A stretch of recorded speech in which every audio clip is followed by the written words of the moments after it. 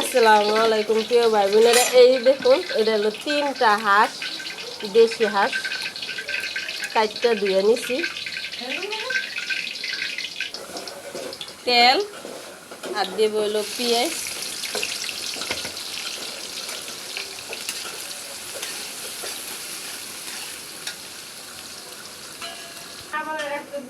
এই যে এখানে আছে দারচিনি, এলাচ, লং আর গোলমরিচ।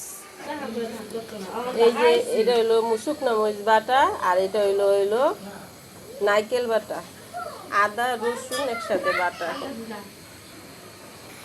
এই যে পেঁয়াজটা এমনি ভাজা দিয়ে নিছি আর পানি দিয়ে দিছি। আদা রসুন বাটা দিয়ে দেব। 3টা হাঁস তো একটু আদা রসুন বেশি দিতে হইব। এই যে 3বারে দিলাম। এই যে নারকেল বাটা আর মরিচ বাটা একদম পাটায় বাইটা নিছি, লাল কি টকটকা দেখেন।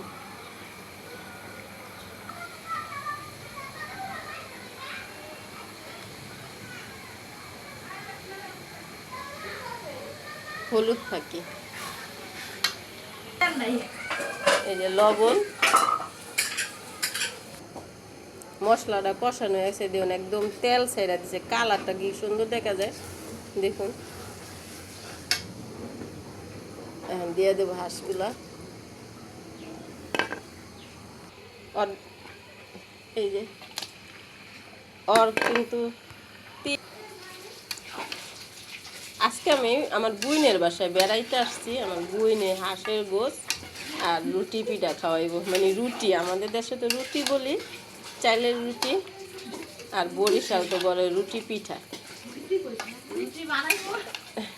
রুটি বানাম বিকেলবেলা, হাঁসের গোছে রান্না করে রাখতেছি। রুটি খাইও বিকেলবেলা, এখন হাঁসের গোছ রান্নাছে। আজ তো বাঁচতে সময় লাগছে অনেক।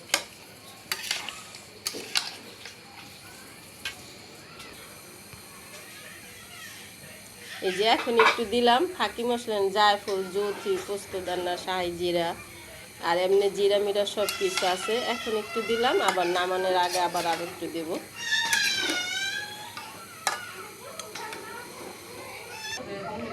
এই যে এখন একদম কষানিতে দিয়ে দেবো, ডাইকা কষানি। এই যে গোশটা কষানো হয়ে গেছে, এখন আমি গরম পানি দিয়ে দেবো। গরম পানি দিলে শীতের ভিতরে গোশটা ভালো হয়, ঠান্ডা পানি দিলে একটু দরকার হয়ে যায়। এইটার টেস্টটা একরকম লাগে, আর গরম পানি দিলে টেস্টটা একরকম হয়। এই যে গরম পানি দিয়ে দিছি, লগে লগে গরম পানি দিলে বলকায়া যায়।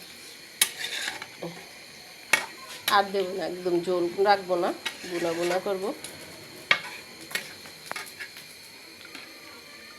ঢাকনা দিয়ে রাখা দেবো।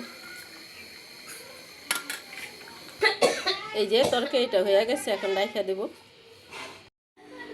এই যে দেখুন হাঁসের গোশের কালারটা দেখুন কত সুন্দর হয়েছে। আর এই যে চালের রুটি, চালের রুটিটি অনেক সুন্দর হয়েছে, মুলাম ছোট ছোট করে। বিসমিল্লাহির রহমানির রহিম।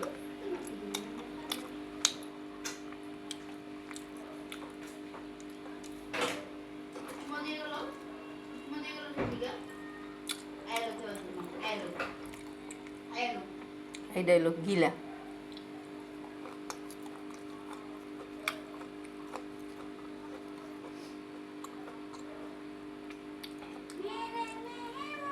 এই শীতের দিনে রাত্রে এরকম হাঁসের গোশ আর চালের রুটি কার কার ভালো লাগে বন্ধুরা কমেন্ট করে জানাবেন। খুবই ভালো লাগে। যদি ভিডিওটা ভালো লাগে লাইক শেয়ার সাবস্ক্রাইব করুন বন্ধু। আল্লাহ হাফেজ।